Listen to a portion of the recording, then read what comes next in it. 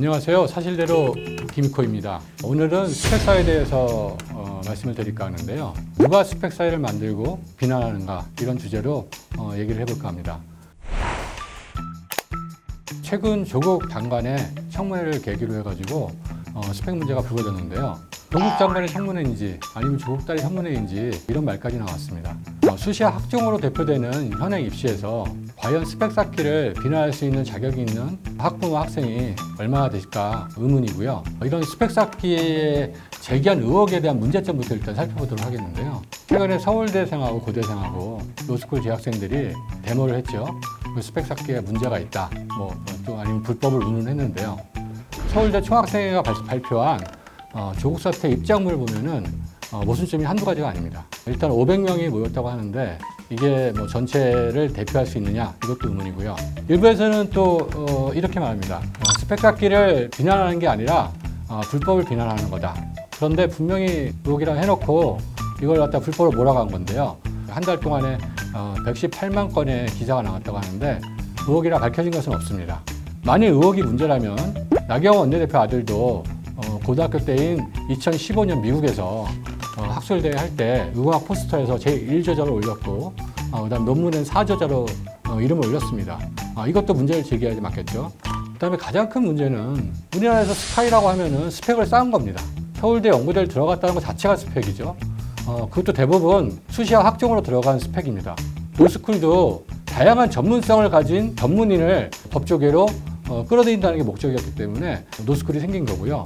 로스쿨도 사실은 일반 사법시험에 비해서는 객관성이 떨어지는 것은 사실입니다. 불법을 따지려면은 그 당시 개개인을 기준으로 해가지고 위법한지를 살펴봐야 합니다. 근데 위법하려고 그러면은 여러 요건이 필요하죠. 위법성 인식도 필요하고 기대가능성 있느냐 없느냐도 봐야 됩니다. 이번에 그 서울대 우종학 교수가 글쓰기 수준에 대해서 C뿔을 매겼고요. 마지막에 우종학 교수가 이 글에 대해서 평가하면서 이런 말을 남겼습니다.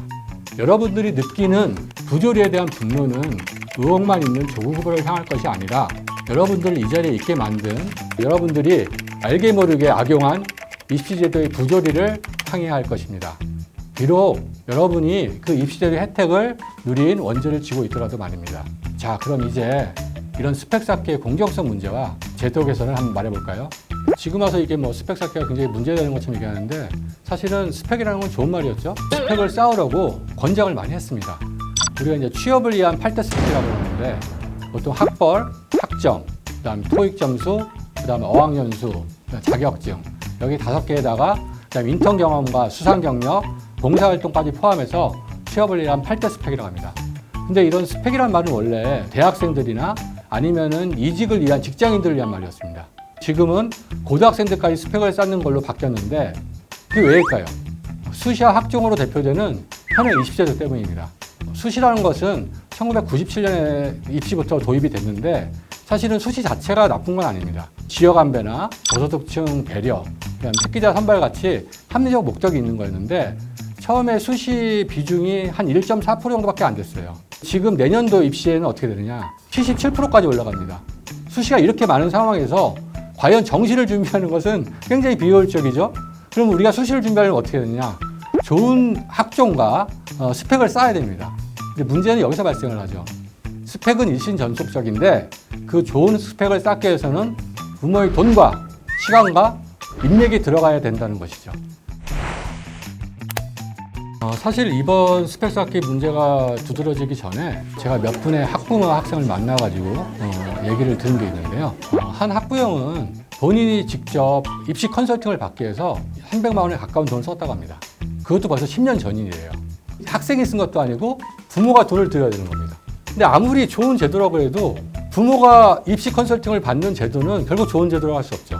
그다음에 이번에 국내 대학을 들어간 한 학생의 얘기를 들려드리겠습니다. 학종을 준비하기 위해서 그 학생이 준비한 그 활동이 30개가 넘는다고 합니다. 그런데도 모든 대학을 다 붙은 게 아니에요. 근데 떨어진 대학은 왜 떨어진지 이유도 모른답니다. 더욱 답답한 것은 1학년 때 원래 원하던 과가 있었는데 3학년 때 생각이 바뀌었어요. 과를 바꿀 수가 없는 겁니다. 이미 1학년 때부터 준비를 했기 때문에 3학년 때 자기 생각이 바뀌었다고 과를 바꿀 수가 없는 거예요. 여기까지는 우리가 국내 대학을 들어가는 경우입니다. 정말 돈이 많은 사람들은 굳이 국내 대학 안 들어갑니다. 너무 입시도 복잡하고 어렵고 해외 대학을 준비합니다. 준비하기 어렵지 않습니다. 부모가 돈과 시간만 있으면 됩니다. 8월 달에 그 미국의 명문대를 들어간 자녀의 아버지는 1년에 학비랑 해가지고 한 7만 불 정도 든다고 합니다. 여기에 생활비까지 하면은 거의 우리나라 돈으로 한 1억이 들죠. 그럼 4년간 4억을 쏟아부어야 됩니다. 이게 우리나라 스펙 쌓기에 이 세 가지 경우가 좋은 스펙을 쌓기 위해서 할 수 있는 기본적인 예라고 할 수 있습니다.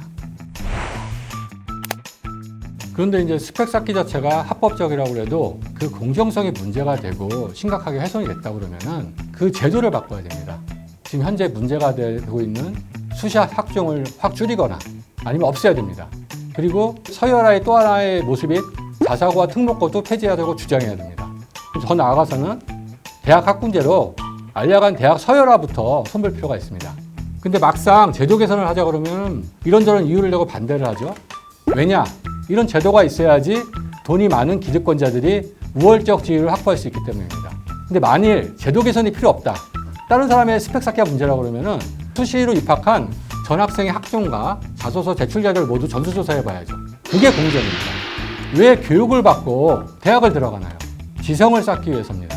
모순 없는 사실을 밝히는 것이지 의혹만 제시하는 게 아닙니다. 이상 사실대로 김익호였습니다.